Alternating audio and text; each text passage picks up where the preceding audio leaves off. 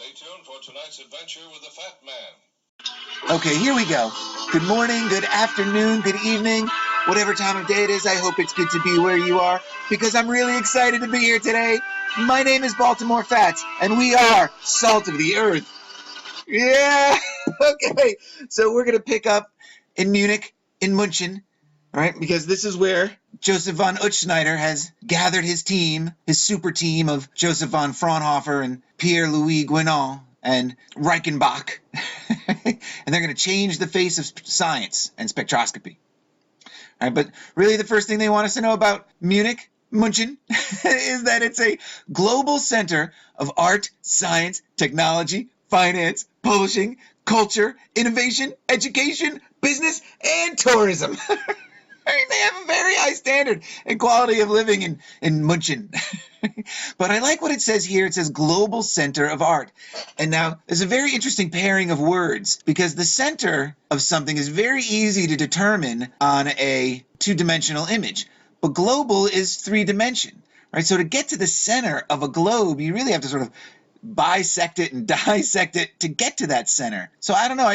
I like that pairing there. I like kind of what it implies because, again, you know, language is spell casting. Very interesting. I like that. Right? And so we're going to jump right to sort of the beginning of Munich, Munchen, with its origin as a medieval town. All right, and the first known settlement in the area was of Benedictine monks on the Salt Road. And so now they say that the foundation date is not considered the year 1158. That's the first time it's mentioned on paper. But there is archaeological evidence to suggest that it's a few to several hundred years older than that. And it is located on a salt road, and that's very important. We're going to talk about that in a minute. All right, so it's incorporated as a town by Gulf Henry the Lion, Duke of Saxony and Bavaria. And now Gulf, you know, we've seen so many of these scientists receive Knights of the Guelphic Order and awards and medals of the Guelphic Order. All right, and so the Guelphs, they're members of the House of Welf. And now, all right, what is it? And so I just had to look up what Welf, I wanted to see if it meant wolf, you know, because it's so close to wolf.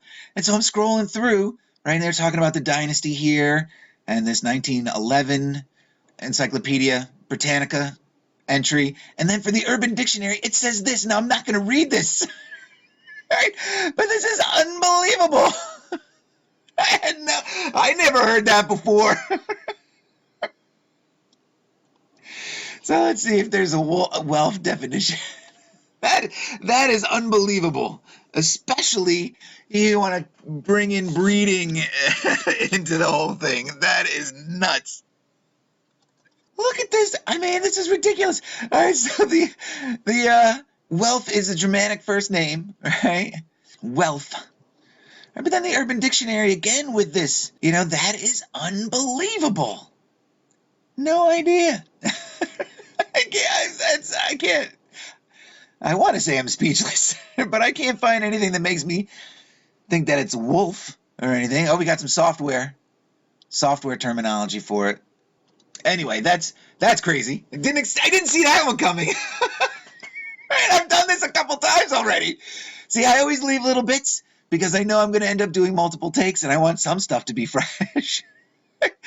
But so they were a European dynasty, included many German and British monarchs that ran from the 11th to the 20th century. So 900 years. That is unbelievable that a dynasty could last that long, right? And when I hear the term, the phrase 900 years, you know, it makes me think of some of those early patriarchal families of the Old Testament. Right? The first sons of Adam and so forth who lived hundreds of years. And so I think, you know, there are worse ways to tie the false narrative to these early religious figures than looking at the length of their dynasties. I mean, I don't know. I hope you guys get what I'm saying there, right? Unbelievable. And so he's Henry the Lion. He's the first one, Duke. It doesn't say that he ever became king. And he built a toll bridge over the River Isar next to the monk settlement on the salt route. And here we have this city plan of Munchen from 1642. You got sixes. You got an 8. All right, no coincidence. All right, but this map is really amazing because look at the neat little star fort that Munchen is. And so I wanted to see if I could find any sign of this star fort today. And so here, this is that little garden, and here is the church. And we'll go back and look. All right, the garden and the church. All right, here and here. And you can kind of get, when we go back to the modern map, you can see some of these streets are still intact.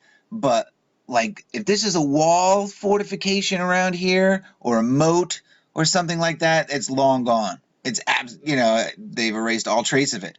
And now I know that I have some issues, so perhaps people with keener eyes can find different things. But here's that garden, right? We come in on it.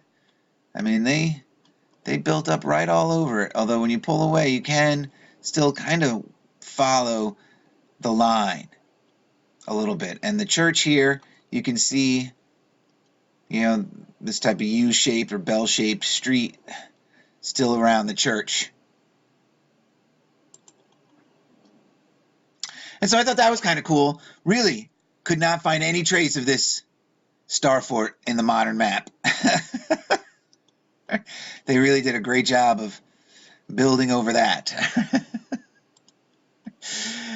And so the history of Munchen is closely tied to salt trading, which I think is very interesting because it's time for us to talk about Ötzi here a little bit because Joseph von Euchschneider is a salt man, right? He's a salt administrator in Berchtesgaden. And now we'll start with his name, and his name is absolutely perfect. It's so apropos to who he is and how he fits into the story because Euchschneider means good tailor, all right? Because Euchschneider never met a scientist that he didn't want to start an institute with. I mean, he brought people together, right? He brought this team together, and he brought them to Munchen to, in the story, they change the face of science right out of here, right? And I'm going to take a better look at him. I downloaded this picture so I could blow it up a bit. On first glance, he kind of had like a Brando appearance to me, but I wanted to get a closer look. The first thing I noticed beyond the squinky eye. What squinky eye? I have a cat that has a squinky eye, so that joke is ever present in my life. I'm so glad I can fit it into the show. But is that there's like the color matching is very poor here. And it almost looks like his head and this bust here are a template, and his face was just kind of photoshopped, just dropped right in on top of it. And so now I'm on the hunt. I'm on the lookout for this sort of head shape and bust and see if I can't find other faces in it. Because this doesn't look right to me. That does not look copacetic. So we'll look at his date of birth, which is March 2nd, 6. Right, we got 1763. We got another 6, and you can have 3 6s here. You can have a 9. You can have 18. His death date doesn't pop quite as much, but they're still there. There's 8s in there, and so forth. All right, but we're not going to talk about the institutes. We'll get into that stuff a little bit later, and we're going to look a little bit deeper in later. But now I'm like really interested in the salt. Once I saw that Munchen was on the salt road. And so I was like, well, what is the salt administrator? What's his job? What is that? And so here it links to this site for salt works, right? And now in Germany, they call the process saline, right? It's a system for extracting table salt. And so they have these brew houses like this one here, which they say is the oldest surviving brew house in Germany. And they boil off these salts. So you get a little bit of that history with this. But then it says this here. Today, an estimated 70% of world consumption is obtained from rock salt, although it is difficult to give more precise information since many producing countries do not provide information about the origin of their salt. And I read that and I was like, what? How is that possible? How could they not divulge where their salt is coming from? Or how they're getting it, rock salt, or are there Is there a massive, desalination of seawater program going on under the boards and no, they don't want us to know about? How could they not tell us? And what other sources of salt are there? And of course, the way my brain works, I felt like, well, how much salt is in the human body? So there's, in a 50 key person, they say there's 40 teaspoons, but 50 keys, come on, that's like 110 pounds.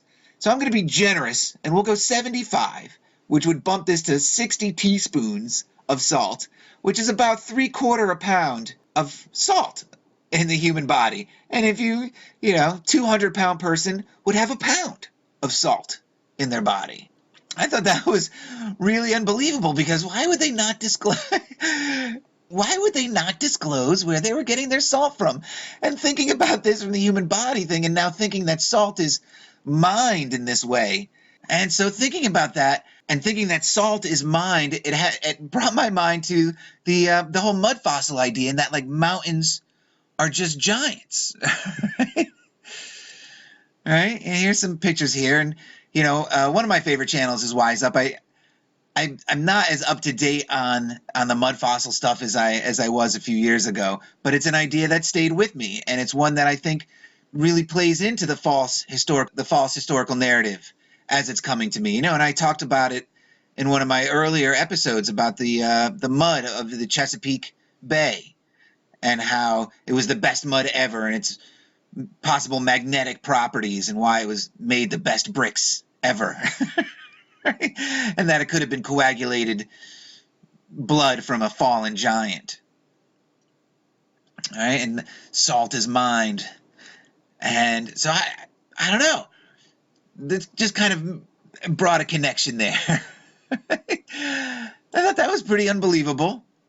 So now I'm like, well, what's the history of salt then? Is it just giants? And I love this image that they brought here, these conical salt mounds. Who dropped those there and why?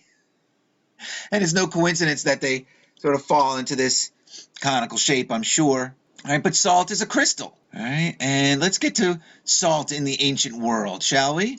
Because that's what we're looking at here, human history. Right, and so it says, Salnitana, the earliest known town in Europe, was built around a salt production facility. It's located in present-day Bulgaria. Those tricky Bulgarian Gnostics sneaking their way back in.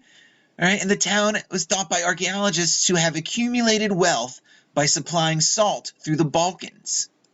So I needed to find out more about Salnitana, because at this time here, and they say that the production facility approximately 6 millennia ago, 4700 to 4200 BC. And when I see those years and I think about the narrative as it's put forth, they really pimp the Middle East at this time. Everything's happening in the Middle East. The Sumerian culture's coming, and soon to be followed by the Egyptians and the Levant and the Phoenicians and Canaanites and so on and so forth. All of that is coming. But this is really early for that date, and this is Europe. This is Bulgaria. And so I want to show where that is. Okay, and so here's an approximate location for where the salt work was. Right, and this is Cairo. Right, and they have that at 925 miles. All right, but you pick this up and you bring it to anywhere in the Middle East, and especially if you want to get into Sumeria and whatnot, you're looking at anywhere of upwards to like 1,500 miles from this salt mine. Right, and they do talk about early Egyptian salt mines, where salt even gets its name, the Natron Valley. But that is still later. That's not 4700 BC. That's the 5th millennium. And so what's going on in the 5th millennium? It's impossible to precisely date events that happened around that time. And all the dates mentioned here are estimates, mostly based on geological and anthropological analysis. Impossible to precisely date. Right, but I love them and their revolutions. The world population was exploding due to the Neolithic Revolution.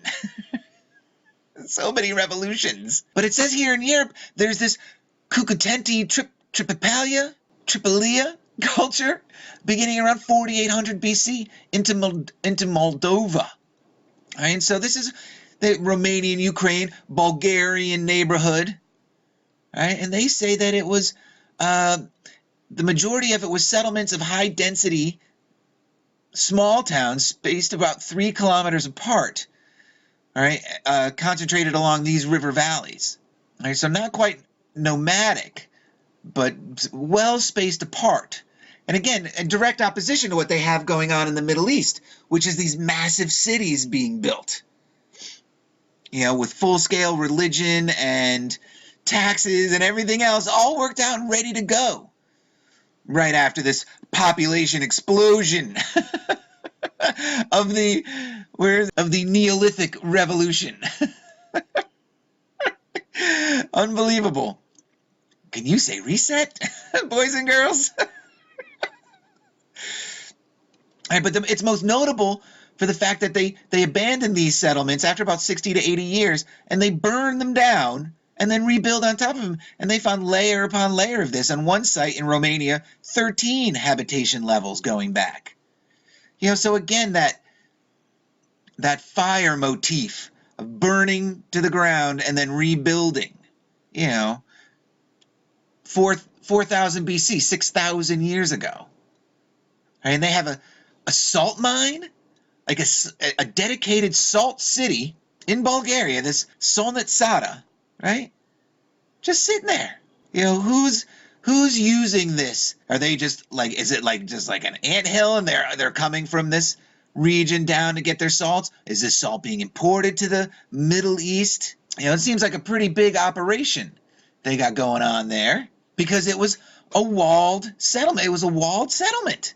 Right? It had this population estimated only 350. So now this to me says not even city, but factory. This was a 24-hour-a-day salt works going on here. Right? And who knows who they were supplying at this time. I think that's really amazing. And especially now, because going through this, and that's the window I forgot to bring up. We'll bring it up over here.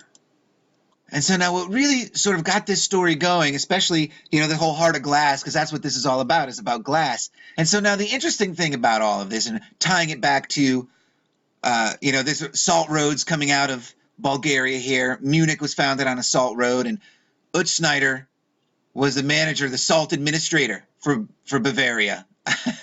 And now, in doing my research on von Fraunhofer and the glass that he made, of course, because he made the greatest glass ever.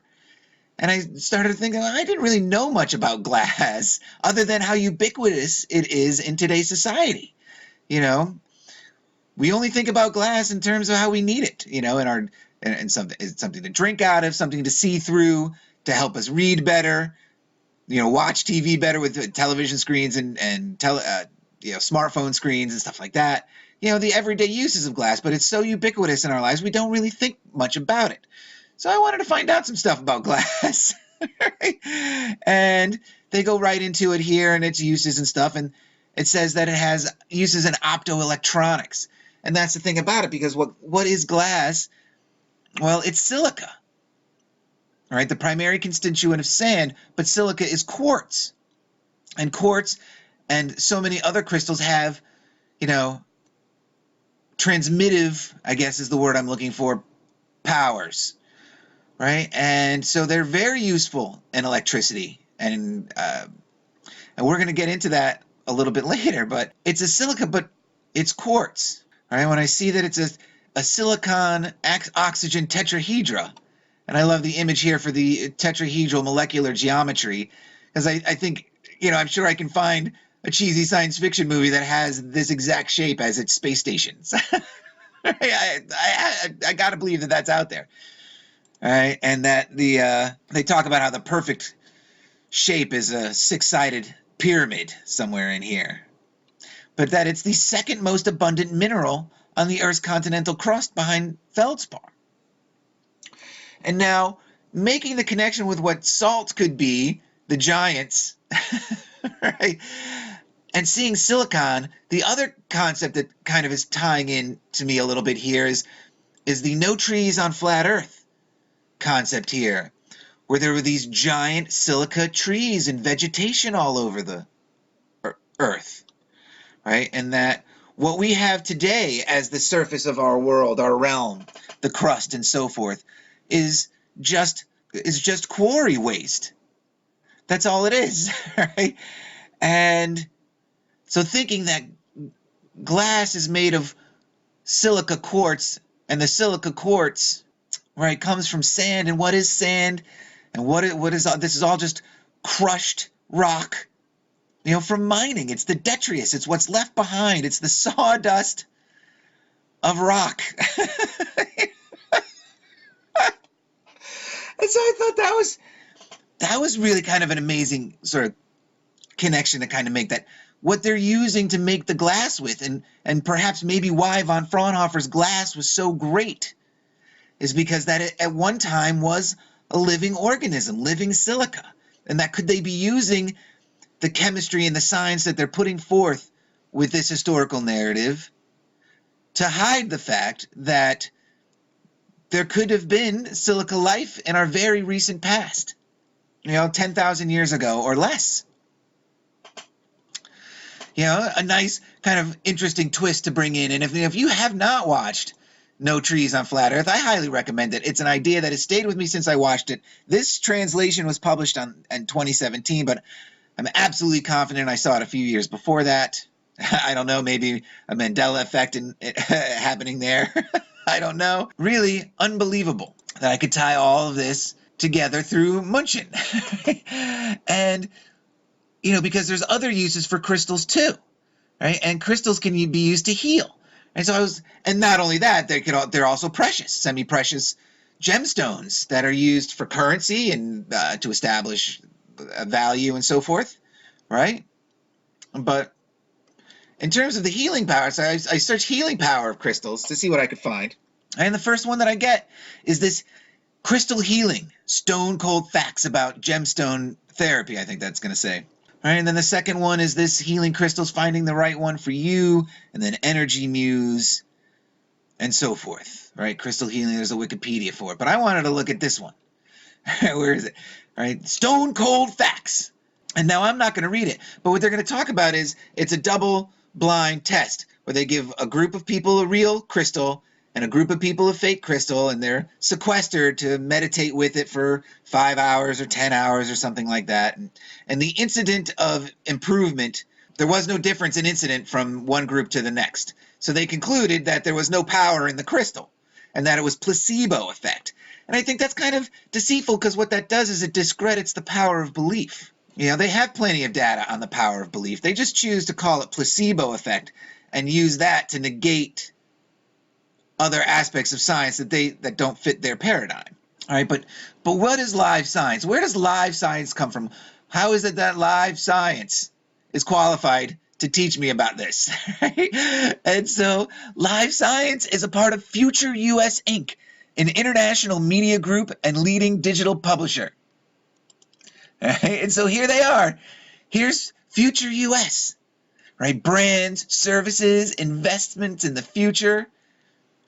All right, the Future is a global platform for specialist media with scalable, diversified brands. They're creating a brand.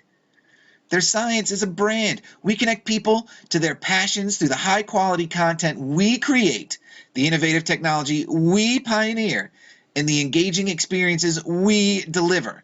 And so when you look down and you scroll through, it's another, better web page through Wix. And essentially what it is a PR firm. And that's what the science of today is. It's modern PR in terms of things like this, things that they want to discredit. And like that other article about why we should not bitch about the fake colors of space. It's public relations. It's not, it's unbelievable. I can't, it just makes me shake my head and laugh. I can't get over it. All right, and so to close this one out, I had a little bit of a cherry to put on top, and it always makes me happy when I can put cherries on top. And so this cherry goes to, so while researching some of this and I was looking for the different types of mineral mines around Munich and stuff, I came up to this, where is it? I found this report. Right now, somewhere in this report is a sentence about Bavarian mining, but this is for the U.S., right? And this is a geological survey and research from 1961 for the Department of the Interior. And I like that the Department of Interior was created March 3rd. You got your 33 right there. They tell me that it's a synopsis of geologic and hydrologic results. Geological survey research in 1961. They tell me who was in charge. It was Stuart L. Udall, Secretary of the Department of Interior, my good buddy Tom Nolan, as Director of the Geological Survey. And those paying attention will appreciate that one. Hey, but here's the table of contents. And so I'm scrolling through and I'm trying to find this thing about Bavarian mining. And I get to around here, around page 50, and it says Antarctica. And I was like, oh, well, I guess it couldn't hurt to look at the geology of Antarctica. All right, I'm already here. I might as well take a look.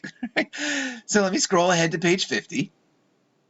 We're gonna file this under. You can't write this stuff. You can't make it up, right? And the PDF here, page 50, starts on page 63. Right? And 209. And so if you wanted to look at it a certain way, you could actually get 9/11 out of that, which I think is pretty amazing. Right? And so I'm reading along about this, and then it comes to this map, and now I'm going to shrink this down so we can take a better look. Right? They have this map, this geological survey of Antarctica, and they have this little insert in here.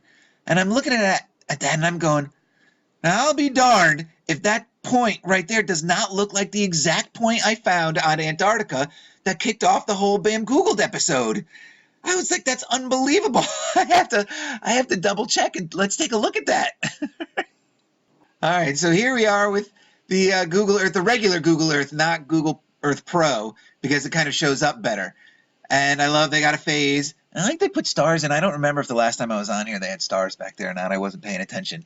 But so here we go with Antarctica. I'm trying to match it up with the picture in my book here. All right, trying to get it. And then here's the point here. All right, just south. We're going to try to follow the peninsula. All right, here's the peninsula. We're going to follow it south. And there's the point. You see it? All right. Oh, and you can even catch it. If you're slick, you can catch the way they join it here. You know, the all their images and animations and what have you. So there's that point. Oh, it rotated. Google Earth was not my friend today. This regular one. I can't figure this one out at all. All right. There it is. Follow that point up to the peninsula. It just absolutely cannot be a coincidence that you could draw a line from this point right up to the peninsula that way. And that's the same union point that they use on their fake globe ball Earth animation for Google Earth. Right? Can't be a coincidence. So anyway, I hope this one kind of made sense. I'm going to get deeper with the history of glass and everything in the next episode or two, and then we're going to get into it's going to be monk time soon, and this story just keeps getting better for me. I hope you guys are having fun with it too, and until the next one, cheers, guys.